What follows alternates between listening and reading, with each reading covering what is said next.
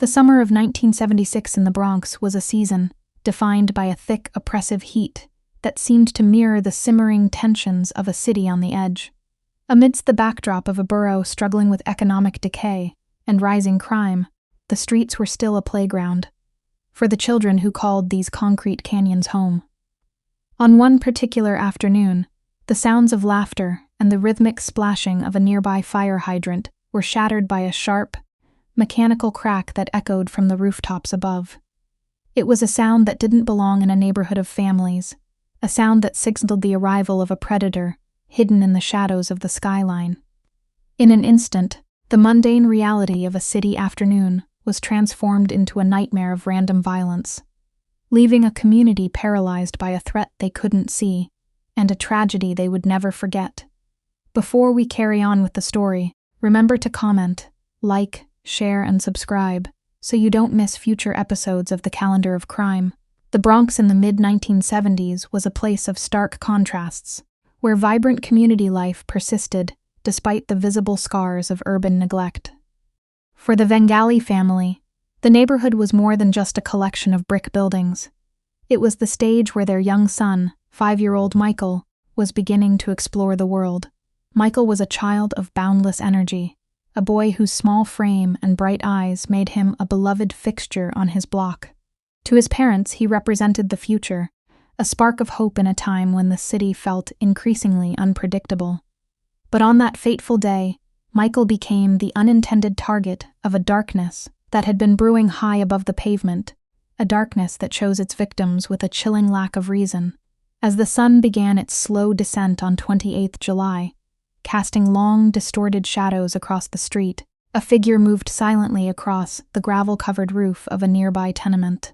Armed with a rifle and fueled by a motive that remains a subject of haunting speculation, the sniper took their position, overlooking the unsuspecting crowd below. There was no warning, no shouted threat, and no apparent connection between the shooter and the people in the crosshairs. The first shot was followed by a second, the bullets cutting through the humid air with lethal precision. In the chaos that followed, the screams of playing children were replaced by the frantic shouts of adults as they realized that the impossible had happened. Someone was firing into the crowd from the heavens. Michael Vengalli never saw the danger coming. He was simply being a child, caught in the simple joy of a summer day, when the world suddenly tilted on its axis. The impact was instantaneous, a cruel blow that struck the 5-year-old down in front of his horrified playmates and neighbors. The confusion on the street was absolute. People dove behind parked cars and huddled in doorways, eyes darting toward the rooftops, in a desperate attempt to locate the source of the gunfire. The air was thick with the smell of hot asphalt and the metallic tang of fear, as the realization set in that the sanctuary of their own front door had been violated by a phantom with a gun. The emergency response was a blur of sirens and flashing lights, as police and paramedics swarmed the block in a race against time. Officers, guns drawn, began the perilous task of clearing the surrounding buildings, their boots echoing in the stairwells as they searched for a killer who seemed to have vanished into the very air. On the ground, the scene was one of heartbreak, as neighbors watched the small, fragile form of Michael Vengalli being lifted into an ambulance. The silence that followed the departure of the sirens was heavier than the heat, a collective breath held by an entire community as they waited for news that they already feared in their hearts. In the days that followed, the Bronx was gripped by a unique kind of terror. The Rooftop Sniper became a name whispered in grocery stores and across fire escapes, a bogeyman made real by the cold reality of a child's death. Parents who once allowed their children to roam the sidewalks now kept them behind locked doors, their eyes constantly scanning the upper floors of every building they passed. The randomness of the shooting was its most terrifying element.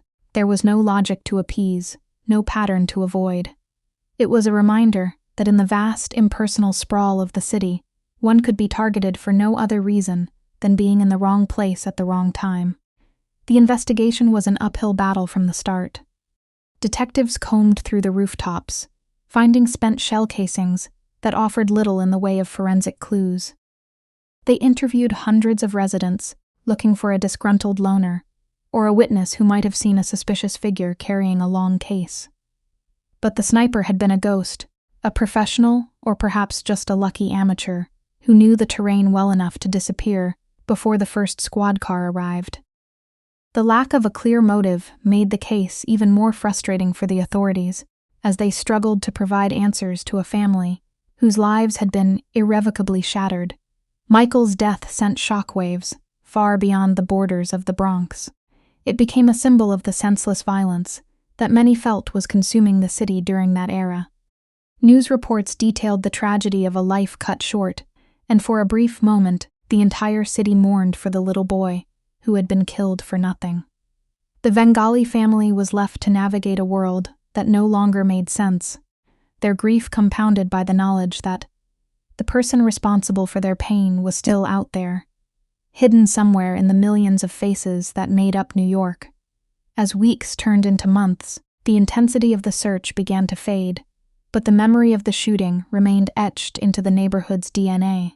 The rooftops, once just a place for laundry lines and pigeon coops, were now viewed as potential nests for killers. The case of the rooftop sniper served as a grim milestone in the history of the borough, a turning point where the perceived safety of the streets was lost to a new, more distant form of violence. It wasn't just a murder, it was an assault on the collective psyche of a city that was already struggling to find its footing. Today, the story of Michael Vengalli and the sniper who took his life is a somber chapter in the long calendar of crime. It serves as a reminder of the fragility of life and the enduring impact of a single act of malice. Though decades have passed, the questions remain. Who was the person on that roof? What were they thinking as they looked through the scope? And how many other lives were changed by the echoes of those shots?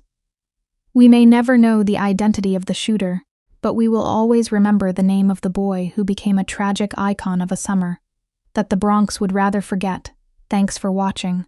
Please comment, share, like and subscribe for future episodes from the Calendar of Crime.